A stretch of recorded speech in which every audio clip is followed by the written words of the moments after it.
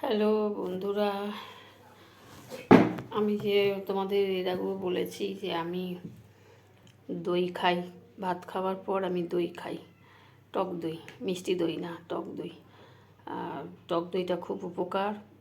এর মধ্যে দেখো এই যে এর মধ্যে 100 টক দই আছে।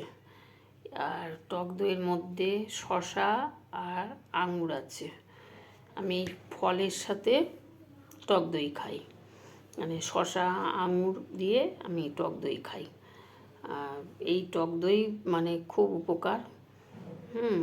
এই টক দইটা খেলে তোমার সুগারটা থাকে না, সুগারটা অনেক কমে যায়, লেভেলে থাকে।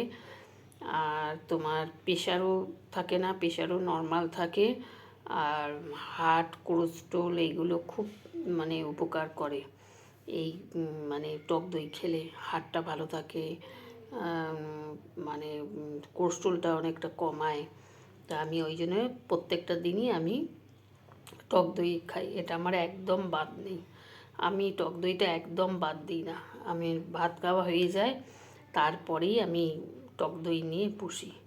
হ্যাঁ, তা তোমাদের আমি কিভাবে খাওয়াই সেদিনকে তোমাদের বলেছি, দেখিয়েছি যে আমি কিভাবে টক দই, মানে আমি যে টক দই খাই, তবে আমি কিভাবে খাই সেটা আমি তোমাদের দেখালাম। এর মধ্যে একটু নুন দিয়ে দিয়েছি, আর কিছু না, শুধু নুন টক দইয়ের মধ্যে দিয়ে, আর ফল এর মধ্যে দিয়ে দিয়েছি, শসা আর আঙুর দিয়ে খাই। আমি প্রত্যেকটা দিনই খাই। আর টক দইটা এতটাই উপকার যে শুধু তোমার রোগগুলোও না, তোমার গ্ল্যামারটাও ভালো থাকে, মানে গ্ল্যামারও খুব সুন্দর গ্ল্যামারও থাকে। তা সেই জন্য আমি টক দইও খাই। ঠিক আছে বন্ধুরা, রাখছি। আমি এবার টক দইটা খেয়ে নিই। তা আমি কিভাবে খাই সেই জন্য আমি তোমাদের এটা দেখালাম যে আমি কিভাবে খাই।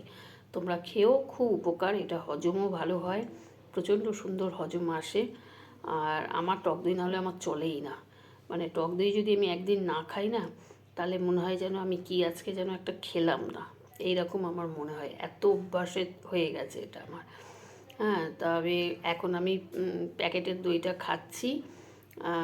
এবার আমি ওই আগেও মানে খেতাম, দুখানা করে আমি দুধ কিনে নিয়ে আসতাম, 1 লিটারের দুধ কিনে নিয়ে আসতাম। সেই 1 লিটার দুধকে আমি জাল দিয়ে দিয়ে 1 লিটারকে আমি 500 করে ফেলি।